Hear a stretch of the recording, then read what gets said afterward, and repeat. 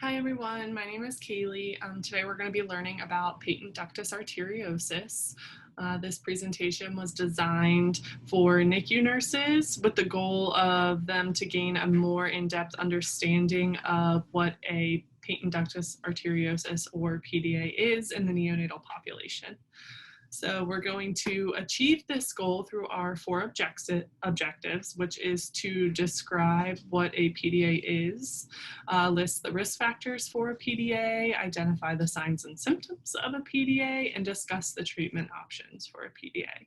So we're going to get right into it. What is a PDA? So if you look at the picture on the left, that is what a normal heart looks like. And if you look at the picture on the right, the PDA is a large vessel that connects the main pulmonary artery with the descending aorta. It accounts for about 5 to 10% of congenital heart diseases in the neonatal population. So the PDA in utero, the top right picture here kind of gives a better example, but in utero, the PDA is necessary because the placenta does the oxygenating of the blood. So the lungs are kind of bypassed. So in utero, the blood will enter the right atrium, right ventricle, go into the pulmonary arteries, and shunt from the right side to the left side into the aorta to be delivered to the body. So the lungs are bypassed in utero because they are not doing the gas exchange the placenta is. So when the baby is born, this kind of shifts. So the lungs are now responsible for the gas exchange and the PDA needs to close. So the PDA is super sensitive to oxygen. And when the cord is clamped, pulmonary vascular resistance will decrease and systemic vascular resistance will increase. So this will allow the blood to go to the lungs for gas exchange and then return to the heart and then be delivered to the body. So with a PDA that stays open, that's usually because that resistance gradient doesn't change how it's supposed to. The oxygen doesn't close the PDA. And so what happens is the shunting kind of changes. So the blood will still come right atrium, right ventricle, pulmonary arteries, and then it'll be oxygenated by the lungs, come back into the left side of the heart to the aorta, but now the blood will shunt from the left side to the right side. And that already oxygenated blood will return back into circulation to the lungs and return to the lungs again, even though it has already been there. So this can cause some problems. There's really three options if the PDA stays open. So the baby may be asymptomatic, and this is usually for very small PDAs, and usually these kids will just be monitored over time. It'll usually close in the first year of life. But with a hemodynamically significant PDA, these are usually a little bit larger. They require more respiratory and cardiac support. They're hemodynamically significant because when the shift change happens due to the resistance and that left to right shunt increases blood going to the lungs, it fluid overloads the lungs, not enough blood going out to the body. They require significant medical management and treatment in order to close that PDA. Some infants, though, may have a congenital heart defect that requires a PDA in order to get enough blood to the lungs. And this can include coarctation of the aorta, pulmonary atresia, transposition of the great vessels, total anomalous pulmonary venous return. And like I said, these babies will be given certain medications to keep that PDA open. But for the sake of today, we're just going to focus on that PDA and those neonates that suffer from it and need treatment to close it. So what are the risk factors for a PDA? Prematurity, that's just because immature lung structure, inability to oxygenate well, doesn't close the PDA. Respiratory cause, so respiratory distress syndrome, surfactant administration, they'll all increase the severity of the PDA. Fluid overload, this increases the workload of the heart and lungs, keeping the PDA open. Asphyxia and high altitude, again, just less oxygen doesn't allow that PDA to close. Genetic defects are associated with PDA, trisomy 13, 18, and 21. These infants are all at risk of having a PDA. Like I said before, congenital heart diseases, some of them require PDAs. And then also congenital rubella. This is an infection that is associated with the PDA staying open. So how do PDAs present in these neonatal populations? So they may or may not have a murmur, even if the PDA is hemodynamically significant. So if they do, it is a machine-like sound heard at the second to third intercostal space of the upper left sternal border. It may radiate to the axilla, and it may be softly heard on the back, can be continuous, can be intermittent. It may not even be present at all. These infants can also have wide pulse pressures, and this is a large difference between the systolic and diastolic pressure, which can also cause bounding peripheral pulses. These infants may have hypotension, which is a low mean blood pressure. It may be an early sign of a PDA, especially in the very low and extremely low birth weight infants. They may have respiratory deterioration due to the fluid overload of the lungs, again, especially in these very low and extremely low birth weight infants. Tachycardia and tachypnea, so heart rate greater than 170 due to the attempting of the heart to pump the blood to the body, and tachypnic greater than 70 due to the fluid overload in the lungs. Metabolic acidosis may be present, unexplained by anything other than not enough oxygenated blood is getting to those kidneys, and because it's being shunted across the PDA back to the lungs. So how do we diagnose a PDA? Well, an echocardiogram is the gold standard. It's the most sensitive to diagnosing a PDA and other cardiac anomalies. It'll show the how big the PDA is, the degree of shunting, and it also can help determine if PDA will be significant or not. Or can help determine that. It's usually done around day 3 of life, just because in a normal infant transition, that PDA will close in the first 1 to 2 days. So we really want to wait until that 3rd day just to give it time to close on its own. An x-ray may also be helpful, more in infants who we know have a PDA, just to kind of track their course. It might be unremarkable, especially if an infant already has some other type of respiratory disease process. But if the shunt is significant and this fluid is being overloaded into the lungs, it can cause pulmonary edema and cardiomegaly, which would be present on an x-ray. So it's more for those infants that are further along in their course of PDA. So what does this mean for the infant that has a PDA? Well, increased pulmonary circulation. So this can lead to pulmonary edema, a pulmonary hemorrhage, bronchopulmonary dysplasia, or chronic lung disease. All this is just due to the increased shunting, increased fluid overload in the lungs, putting stress on the respiratory system.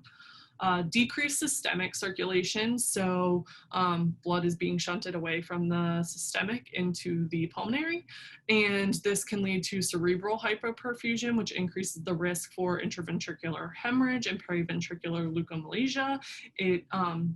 GI hyperperfusion, which increases the risk for intestinal perforation or necrotizing enterocolitis.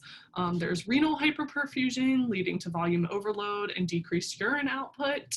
And there is also, it can cause cardiac hypertrophy. So the lungs are receiving more fluid, so that right side of the heart that pumps blood to the lungs is being backed up, and that can cause cardiomegaly and cardiac congestive heart failure. So these infants can also have failure to thrive just because these systems are in such fluid overload. Their GI, renal systems that are all responsible for helping with life, they don't feed well, they can't gain weight. So all of this together, if it goes untreated, can really lead to death in these infants. So it's really important that we manage this PDA. So how do we do that? Well, we give them the respiratory support they need. Their lungs are being overloaded. They might need intubation. They might need some type of non-invasive respiratory support like CPAP or nasal cannula. We want to fluid restrict these infants. They're already being fluid overloaded. We don't want to add to that problem. And then also a hematocrit above 40 to 45% has been shown to decrease the left to right shunt. So it helps with that system overload and kind of keeping things the way that they're supposed to be. So how can we treat these infants? How can we close this PDA? We really have 5 options. So we have pharmacological options, which are indomethacin, ibuprofen, acetaminophen, or we have surgical options, which are ligation and transcatheter device. So indomethacin, this infant will usually receive 3 IV doses 12 to 24 hours apart. They can be spaced out further depending on how the infant is responding, or if they just need to be spaced out because this infant is more critical.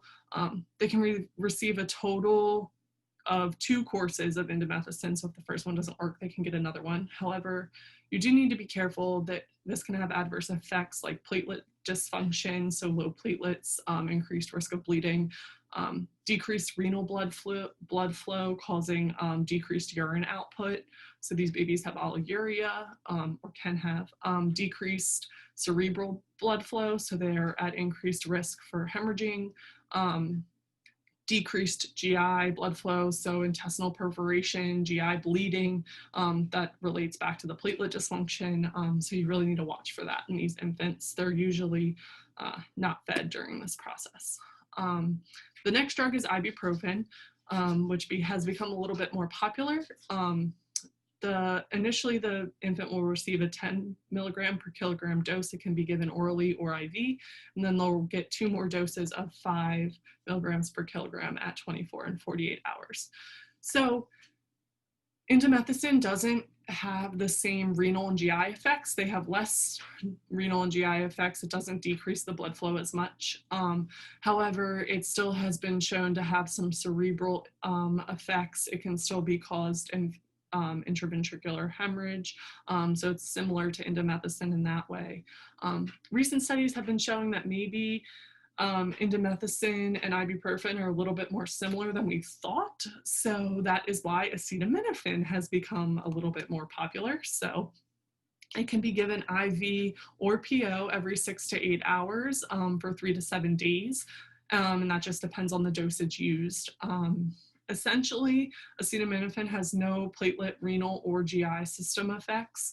The only thing that you really need to look for is liver impairment. So it can cause an increase in liver enzymes. And so for these super tiny infants, you really have to watch their liver function. It can become toxic if their livers aren't developed enough to handle it, or they have some underlying liver issues. But acetaminophen can also be used as a rescue therapy. So if indomethacin was already given and it didn't work, you can use acetaminophen to try and close that PDA afterwards. So surgical options, we have ligation. So this is when medications have failed to close the PDA or they were contraindicated in the infant. Ligation consists of a metal clip or a tie being used to close that PDA vessel. But it doesn't go without adverse effects. So infants need to be monitored for vocal cord paralysis, bronchopulmonary dysplasia, or chronic lung disease, worsened neurodevelopment. They are at an increased risk for necrotizing enterocolitis, intraventricular hemorrhage, or retinopathy of prematurity. So these are all things that you really need to watch for with surgical ligation. And then finally, we have transcatheter device. So this is usually the choice for adults, children, or larger infants with a PDA. It's just more recently being used in the premature, smaller neonatal population. The procedure will take place in the cath lab.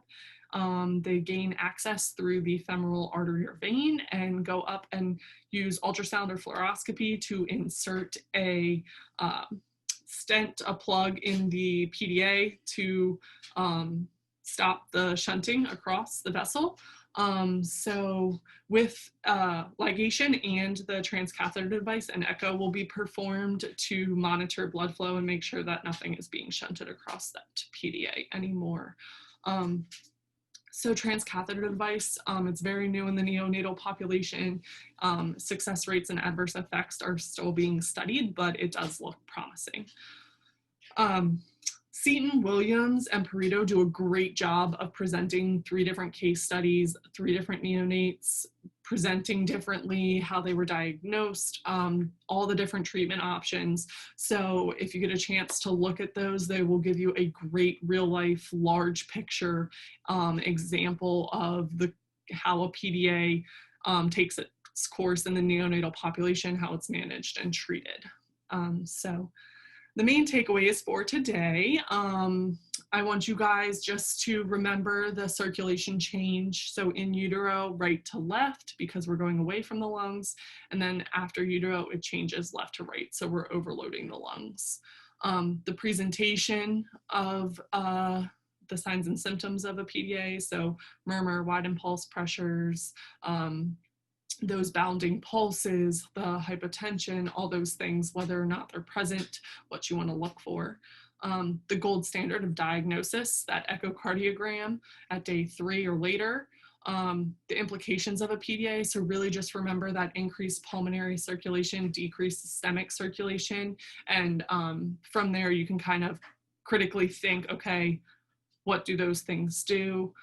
And then the 5 treatment options, the pharmacological and the surgical interventions that we have to treat these infants. So I hope that you guys learned a lot today, and I look forward to gaining some feedback from you. Here are my references if anyone would like to take a look at them, and I hope everyone has a great day.